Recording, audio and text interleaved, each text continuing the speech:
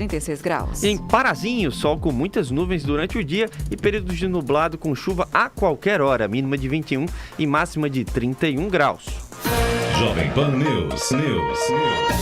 O Jornal da Manhã da Jovem Pan News recebe hoje Leão Aguiar, diretor-geral do IDEMA. Ele vai conversar com a gente sobre a recomendação da Procuradoria-Geral do Estado, que passou a exigir novos estudos de impactos ambientais dos parques eólicos no Rio Grande do Norte. Bom dia, diretor Leão. Muito obrigada por sua participação aqui no nosso jornal e seja muito bem-vindo. Bom dia a todos que ouvem a Jovem Pan, Laurene, Antônio e Virgínia, é um prazer estar participando e vamos falar de um assunto extremamente importante hoje, né? Então, eu acho que é uma rotina que vinha sendo praticada no IDEMA e que a partir de uma recomendação jurídica a gente passou a adotar, né, um outro procedimento. E, diretor, a gente já lhe dá bom dia, mais uma vez lhe agradeço a gentileza da nossa conversa e eu pergunto para o senhor, como o senhor recebeu essa decisão, essa recomendação que partiu da PGE, assinada pela procuradora Marjorie Madruga? Olha, o IDEMA, ele é um órgão executor da política do meio ambiente. Então, ele passa a aplicar aquilo que está previsto na legislação. No estado do Rio Grande do Norte, quem faz a interpretação jurídica, quem são nossos advogados, é a Procuradoria-Geral do Estado. Então, eles, na interpretação ou na revisão da nossa legislação, identificaram uma lacuna existente em uma resolução do Conselho Estadual do Meio Ambiente. E, assim, passaram a recomendar a adoção de um parâmetro existente na legislação federal, justamente porque a legislação federal, ainda que antiga, né, da década de 80, ela traz uma orientação específica no assunto dos parques eólicos. Não só dos parques eólicos, mas para qualquer fonte de geração de energia. Então, o IDEMA, ele executa aquilo que está previsto na legislação e, logicamente, seguindo a orientação de nossa Procuradoria. Mas as consequências quais os reflexos dessa decisão, essa atualização que a Procuradoria fez para o Rio Grande do Norte? Por quê? Para os ouvintes acompanharem. Ela muda alguns critérios e principalmente os critérios de acesso para investimentos e desenvolvimento do Rio Grande do Norte nesse potencial eólico que nós temos aqui. Então, a partir do momento em que o Rio Grande do Norte passa a ter uma exigência diferenciada em relação aos estados que estão no mesmo mercado, e aí a gente se refere principalmente ao estado do Ceará, a nossa exigência ela passa a ser maior. Isso pode trazer consequências para o nosso desenvolvimento, para o desenvolvimento do Rio Grande do Norte nessa área de energia, que é o carro-chefe do desenvolvimento mundial, presidente? Olha, o que é que muda com a recomendação lavrada, né, pela Procuradoria? Nós temos uma legislação que exige 2 tipos de estudos, principalmente para esse tipo de empreendimento, não só no Rio Grande do Norte, mas no país inteiro. Geralmente são solicitados os estudos chamado Relatório Ambiental Simplificado e o Estudo de Impacto Ambiental, né, que nós chamamos de EIA-RIMA, porque o Estudo de Impacto Ambiental ele demanda ser gerado um outro relatório chamado Relatório de Impacto sobre o Meio Ambiente, então é o RIMA. Na prática, o que é que muda? O relatório ambiental simplificado, ele possui um termo de referência que é emitido pelo IDEMA, um documento, onde ele orienta todo o conteúdo que tem que ser apresentado ao órgão ambiental para que ele possa avaliar aquele empreendimento e aquela área para se certificar sobre a possibilidade de emissão de uma licença ambiental. E aí você tem o outro estudo, que é o Estudo de Impacto Ambiental e o RIMA. Então você já vê que há uma certa mudança, porque além de um estudo, você precisa apresentar um relatório. Esse relatório é aquele que tem uma linguagem mais acessível à população, é aquele que a gente leva para as audiências públicas, que é um outro ponto diferencial. Com a elaboração do RAIS, não há necessidade da audiência pública, somente se o órgão entender ou se for uma opção do próprio empreendedor. O EIA-RIMA, ele já pressupõe quase a realização de audiência pública. É lógico que há os casos em que não há necessidade de ocorrer audiência pública, depende muito do significativo impacto ou da repercussão do empreendimento específico. A realização do EIA-RIMA também, quando passa a ser exigido, ele, por tabela, exige a compensação ambiental, né? Essa compensação ambiental ela tem uma ordem financeira. Então, existe uma legislação no país que exige, que trata das unidades de conservação da natureza, né? A gente batiza essa legislação de SNUC, e esse SNUC, ele define que até 0,5% do valor do investimento pode ser revertido em compensação ambiental. Então, foi isso que mudou, Virginia, desde o ano passado, a partir da execução da recomendação da PGE, o IDEMA ele passou a exigir dos licenciamentos ambientais dos parques eólicos, que são superiores a 10 megawatts de geração de energia, a necessidade de solicitar EIA-RIMA. Por consequência, muitas audiências públicas têm ocorrido e a reversão futura do recurso desses investimentos em compensação ambiental. Diretor, posso entrar, Virginia? Claro, Laure.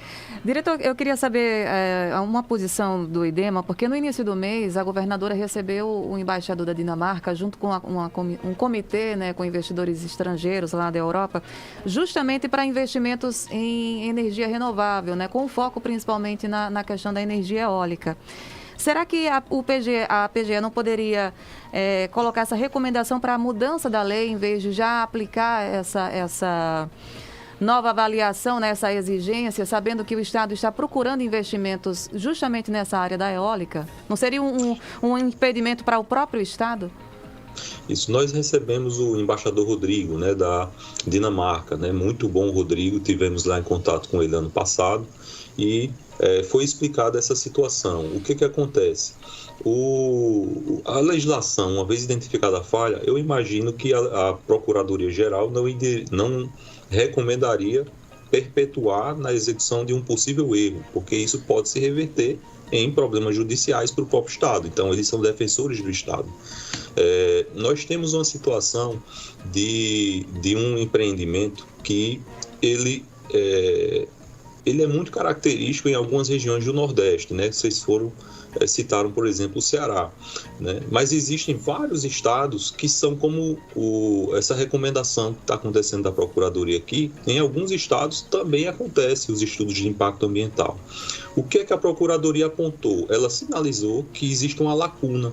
E essa lacuna estamos agora correndo contra o tempo para trazer uma possível normativa que venha a regular no âmbito do estado do Rio Grande do Norte.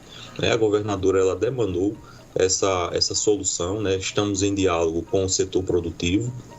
Hoje mesmo eu estarei reunido com vários do segmento e a gente vai fazer uma proposição normativa ao Conselho Estadual do Meio Ambiente, tentando deixar o Rio Grande do Norte com um modelo parecido, por exemplo, com o nosso vizinho Ceará, uma vez que as características ambientais do nosso estado elas são parecidas. Essa vinda do embaixador para atrair empreendimentos de energia, né, especialmente energia eólica, acontece muito para o nosso mar, né, a nossa região costeira externa, né, o offshore. Então, esses empreendimentos, né, que são os empreendimentos do futuro, eles não necessariamente passam pelo IDEMA, eles provavelmente serão licenciados pelo IBAMA, e o IBAMA já exige estudo de impacto ambiental, até porque a complexidade de um licenciamento no mar, ele é com certeza muito mais difícil diante das informações que têm que ser levantadas dentro do mar continental.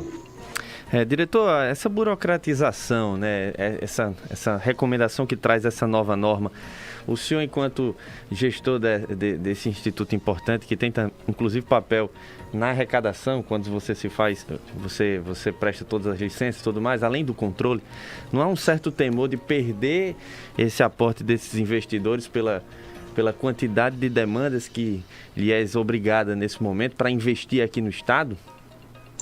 Olha, não é evasão de recursos, porque o Rio Grande do Norte ele tem um potencial geográfico tão grande que vai continuar atraindo esses investidores.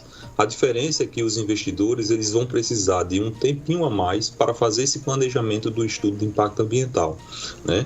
De certa forma, você tem um lado muito positivo, porque você tem compensações ambientais, né? Algo que não vinha acontecendo tanto. Então, o que a gente está tentando fazer é um diálogo, né, um equilíbrio entre o relatório ambiental simplificado e o IRIMA, né?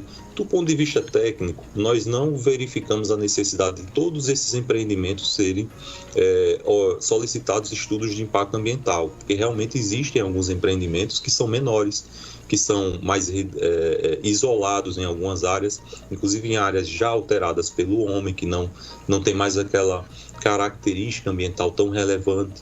Então, isso faz com que o órgão possa discricionariamente optar pelo relatório ambiental simplificado, para não ficar uma questão tão discricionária, né? Ou seja, não é o corpo técnico do órgão que simplesmente vai dizer quando o ARRAS ou a IRIMA, né? Foi sugerido pela Procuradoria que exista uma normativa, né? Na lacuna dela, essa normativa ela possa ser estabelecida através do Conselho Estadual do Meio Ambiente, justamente o nosso fórum maior de discussão ambiental no Estado, onde a sociedade civil ela é participativa, né? Poder público, empreendedores, organizações não governamentais, instituições de ensino. Então, eu não vejo essa perda. Na verdade, você tem uma maior arrecadação, porque o estudo de impacto ambiental ele é um pouco mais caro, do ponto de vista de pagamento do custo de análise, e você tem, por parte dos empreendedores, essa obrigação da compensação ambiental. Eu não vi um recuo dos empreendedores no Rio Grande do Norte. Na verdade, neste momento, nós estamos passando por um dos momentos de maior demanda que nós teríamos do ponto de vista do licenciamento. A média de... Pois não, Virginia, desculpa. Não, só para o senhor continuar com o seu raciocínio nessa questão da recomendação, né? Então, o senhor reconhece aí que se essa recomendação ela se manter nesse patamar de diferença em relação a nossos vizinhos, que têm o mesmo produto, que têm o mesmo atrativo para buscar investimentos, o Rio Grande do Norte pode, o senhor disse que nesse momento ainda não há uma fuga de interesses para o setor eólico, mas nós estamos aí apenas no primeiro mês do ano. Se não houver esse nivelamento de atrativos, o senhor não teme uma fuga num segundo momento em que as coisas no estado vizinho são bem mais fáceis de serem executadas? Olha, pode acontecer sim, porque você tem essa questão crítica, né, por parte do próprio corpo empreendedor, que passa a comparar os estados, né? Exatamente. Você tem até o que nós chamamos aqui nos órgãos ambientais de guerra ambiental, né? Ainda Exatamente. Que formalmente não seja colocada, você tem sempre esse comparativo. No Ceará é assim, lá na Paraíba é de outra forma. Então, eu acho que isso deveria ser até uma matéria de cunho federal, né? Porque nós temos essa resolução do Conselho Nacional do Meio Ambiente, que é da década de 80, ou seja, já superou, a tecnologia mudou, a informação mudou. Então, o governo federal, com aquela mudança do CONAMA, nos excluiu, por exemplo, de estar participando lá do fórum de discussão, que eu teria levado essa pauta para dizer, olha, CONAMA, vocês precisam alterar essa resolução, nós precisamos alterar essa resolução para nivelar o país com um nível de energia só e não ficar essa guerra ambiental entre os estados, né? Porque o que é que os estados precisam fazer? Eles precisam legislar de forma complementar, de acordo com as peculiaridades locais. Então, se eu tenho um Rio Grande do Norte que com certeza é diferente da Bahia, eu tenho que trazer nas minhas normas aquilo que é especialmente relevante no estado do Rio Grande do Norte. Ou seja, se eu tenho uma área mais específica com uma fauna em extinção, se eu tenho um relevo diferenciado, se eu tenho uma rota de ave migratória. Então, todas as informações que a gente possa considerar como mais frágil. Então, aquilo que é padrão, que é rotina, excluir daquilo que é complexo. É isso que a gente precisa fazer. Diretor, e esse diálogo que o senhor falou na penúltima resposta, esse diálogo poderia acarretar em quê? Numa mudança desse potencial mínimo de produção, para que a gente tivesse essa exigência para projetos maiores? Seria nesse sentido ou seria para outro caminho? E é isso que o IDEMA quer alinhar? Eu acho que o que pode mudar, na prática, essa preocupação, Virginia, do futuro, né? Se o empreendedor vai querer sair do Rio Grande do Norte, procurar algo mais fácil, eu acho que isso aconteceria para os pequenos investidores. Porque os grandes investidores, eles cumprem aquilo que for definido pela regra do órgão e da legislação. Né? Conversei com vários do segmento, e disse, olha, o que é que o IDEMA precisa para analisar meu empreendimento? Eu disse, é o EIA-RIMA, então faremos o EIA-RIMA. Então as empresas grandes e sérias não têm essa problemática. Os pequenos, né, já questionam esse modelo, porque coloca um empreendimento de menor porte, né, por mais que seja acima de 10 megas, mas vamos supor 50 megawatts de energia, mesmo assim é um empreendimento muito pequeno, porque a tecnologia muda muito rápido no setor eólico. Então, imagine 10 megawatts em 1990, eu precisava de pelo menos 10 a 15 aerogeradores. Hoje, para eu alcançar o nível de 10 megawatts, eu preciso de 2 aerogeradores. Então, a tecnologia está mudando muito rápido. Né? Então, é isso que a gente precisa modelar. Às vezes não, em favor do meio ambiente também, porque a gente precisa deixar claro também que esses investimentos, o Rio Grande do Norte ele tem que ter uma pauta diferenciada para gerar emprego, renda e desenvolvimento, mas, em paralelo, temos aí também que preservar toda o nosso meio ambiente. Mas na hora Exato. Que a tecnologia avança, secretário, como o senhor acaba de falar, não seria o caso da gente se igualar também ao que hoje outros estados oferecem? Porque 2 geradores de energia para um projeto de 10 mega, se exigir um estudo que a Procuradoria ficaria muito mais complexo? Isso, com certeza. E é por isso que nós estamos adotando um modelo que seja mais equilibrado. Né? Nós estamos buscando, fizemos um levantamento dos estados, quais suas legislações, verificamos por que eles adotaram certos parâmetros, né? Se é demasiado ou se é curto, e se a característica ambiental desses espaços eles são relevantes ou não, e estamos adotando pesquisando aquilo que se adequa melhor ao estado do Rio Grande do Norte para propor também esse equilíbrio. Por exemplo, nós estamos vendo aqui que o modelo do Rio Grande do Norte, ele deveria ficar um limiar entre 100 e 200 megawatts para um empreendimento desse. Somente se superar um valor, né, vamos colocar uma média de 150 megawatts, é que o IDEMA iria exigir o EIA-RIMA. Né? Existem exceções. Né? Por mais que não seja um valor acima dos 150, se a normativa assim for colocada, se aquele empreendimento estiver numa região geográfica do Rio Grande do Norte que demanda uma posição do IDEMA, uma complexidade, uma fragilidade, é óbvio que vamos exigir o EIA-RIMA e até negar certos empreendimentos. Imagine um empreendimento desse sendo requerido em cima do Morro do Careca. Né? É óbvio que vai ser diferente de uma análise de um empreendimento desse lá na região de João Câmara, onde eu tenho já uma área previamente explorada com agricultura, uma área plana, uma área sem complexidade, sem grandes conflitos sociais, sem assentamentos. Então, é essa coisa que é diferente, né? Eu tenho territórios diferentes. Isso tem que ser bem observado também, porque temos aí também segurança jurídica, que muitas vezes é outro complicador, né? Se as coisas não estiverem muito claras, as regras claras, essa segurança pode também afastar as pessoas de investirem aqui no nosso estado, né? Exatamente. E essa mudança de posicionamento, de certa forma, ela trouxe uma insegurança. Né? Ela traz, inclusive, uma reorganização por parte do próprio órgão, né? Que passou a ser questionado juridicamente. Né? Então, nós temos, por exemplo, algumas liminares. Diretor, tivemos um problema com a conexão do diretor. Vamos ele saiu, né?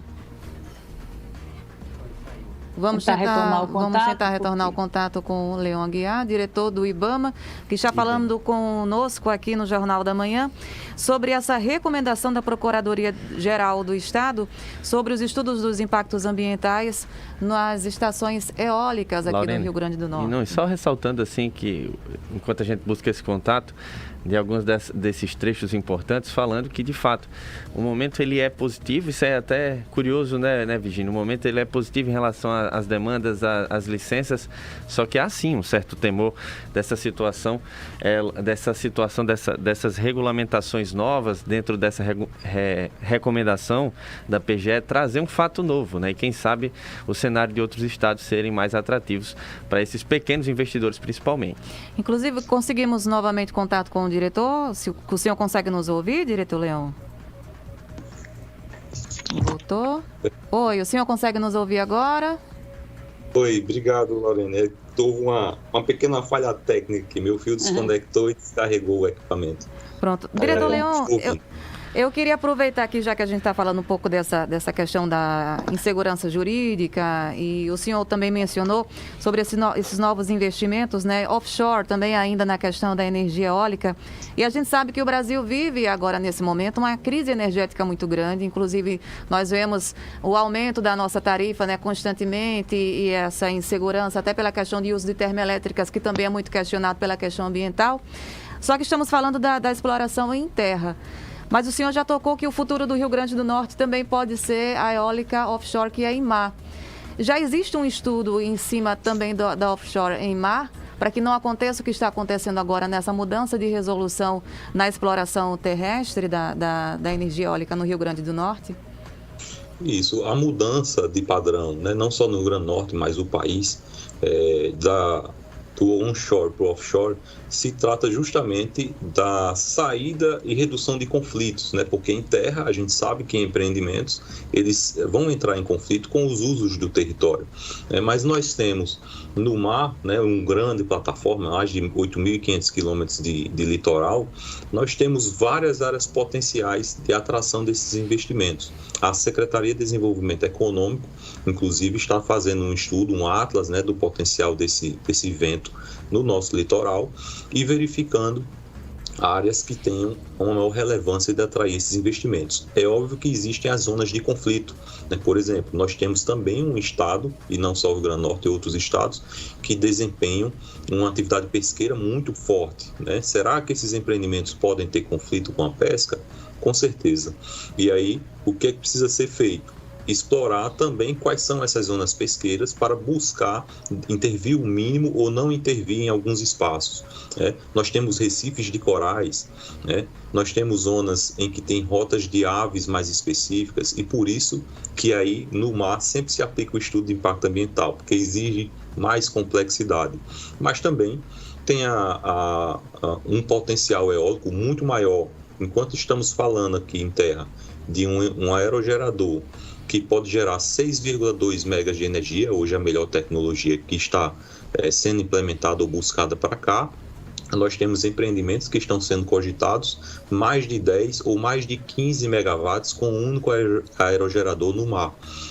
E junto do aerogerador não é só a condição da crise energética, é a questão da transição energética, ou seja, você sair do uso dos combustíveis fósseis, petróleo e gás, para entrar na utilização de energias renováveis, ou seja, energia eólica, e com certeza, junto desses empreendimentos, virá o hidrogênio verde, virá a energia solar, virá a energia por correntes e ondas e marés. Então, em um único empreendimento, você vai ter um modelo híbrido, com vários tipos de energia em um só local, reduzindo também, em alguns momentos, o impacto, porque você concentrará o empreendimento. Então, outro conflito que já está sendo previsto, especialmente no Nordeste, é o conflito com o turismo. Hoje já existem algumas zonas que tiveram esse conflito com o turismo, porque nem todo mundo gosta de ver aquela paisagem. Então, nós olharemos para o mar e em alguns trechos do litoral veremos esses empreendimentos.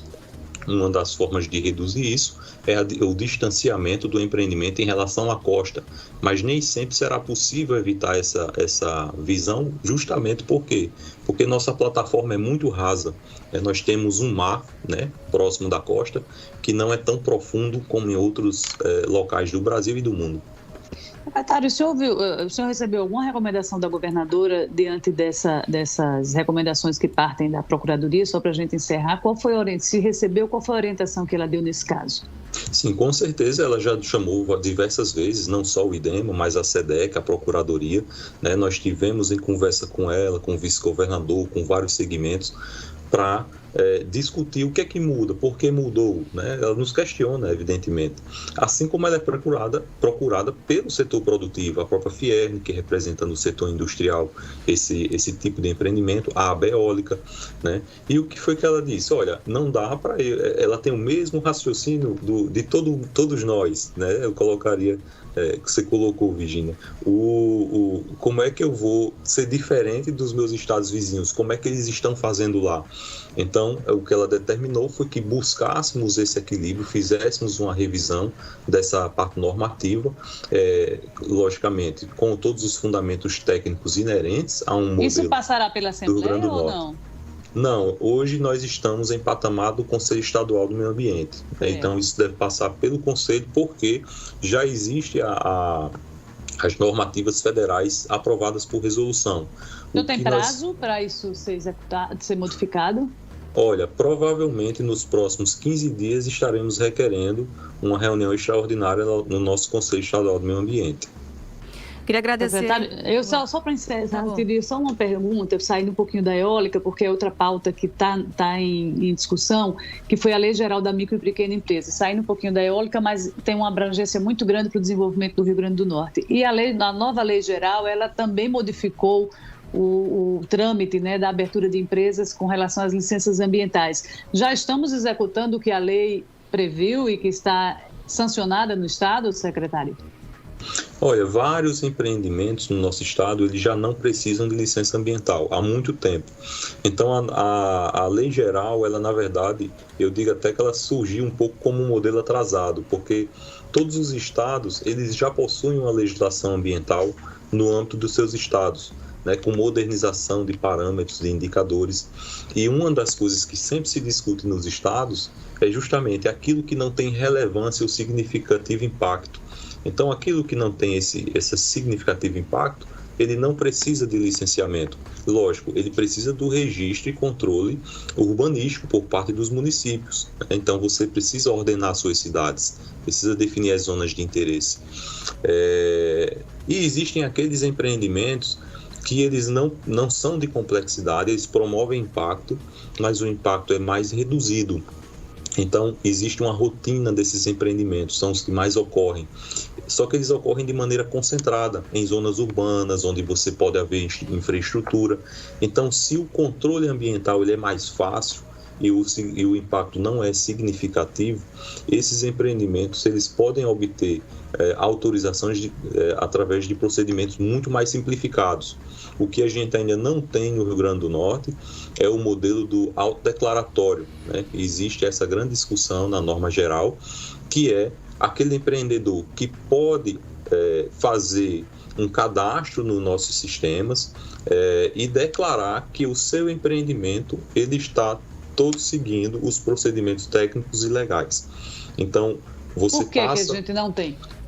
A gente não tem porque não houve uma alteração legislativa e o conhecimento amplo para definir se isso representa ou não um grande risco ao meio ambiente.